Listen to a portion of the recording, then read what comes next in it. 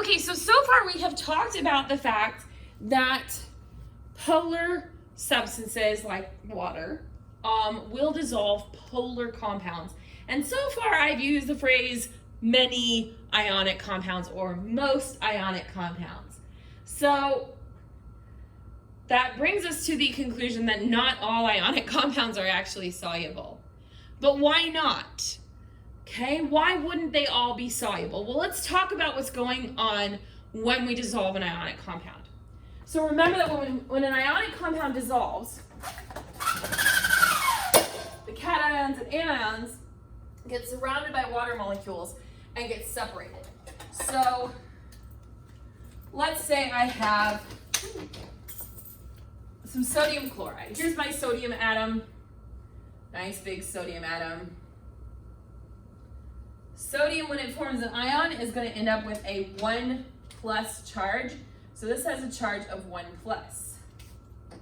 The chlorine, on the other hand, a little bit smaller. This has a charge of 1-.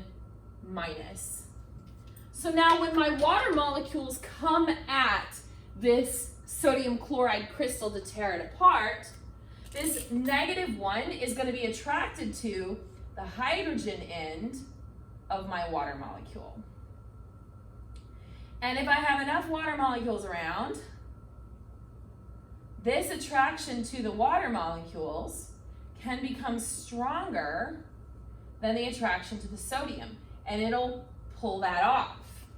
At the same time, my sodium ion over here with the positive charge is being attracted to the negative oxygen end of my water molecules.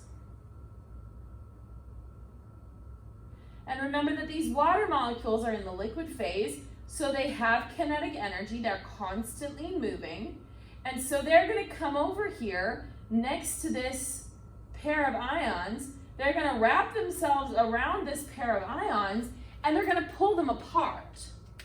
So what we're going to end up with is our sodium ion with its 1+ charge is going to be surrounded by water molecules that have the oxygen end facing the sodium.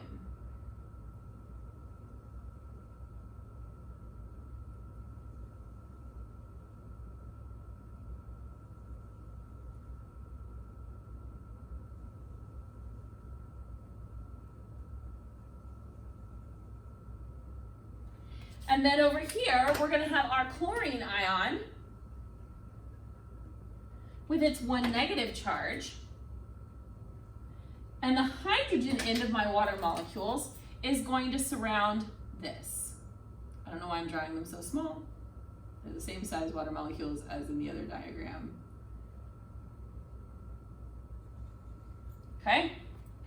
So this is the end result. And remember, again, kinetic energy constantly moving. So we have this solution process where our ions get surrounded. So why doesn't this happen with every ionic compound? Well, the key is that this pull of the water and the attraction to these ions has to be stronger than the attraction of the ions to each other. Okay? Now, in general, the attraction of a single water molecule to this ion would not be enough to pull it off of that other ion because it's a full 1+, 1- as opposed to the slight charge of the water. But because the water kind of gangs up and gets together, they can all kind of come in and rip it limb from limb. Okay, they can rip our ionic compound apart. But if the attraction between our ions is really strong, it is too strong to be torn apart by the pull of the water molecules. In other words, the force of attraction is so much greater than the collective attraction for the water molecules that it's going to stay together. Those are going to be insoluble ionic compounds or insoluble salts. And we have a list of solubility rules that help us identify which ionic compounds are soluble, ones that will dissolve, and which are not soluble, the ones that will not dissolve. And these solubility rules have been experimentally determined over the years. We tested them to see which ones will and will not dissolve. Typically, heavier metals like mercury, silver, are not terribly soluble, but it does somewhat depend on what they're bonded to, okay? And there are certain polyatomic ions that tend to not be very soluble, but it depends on what they're bonded to, okay? So what we're gonna look at today is that list of solubility rules and which ionic compounds are and which ones are not going to be soluble.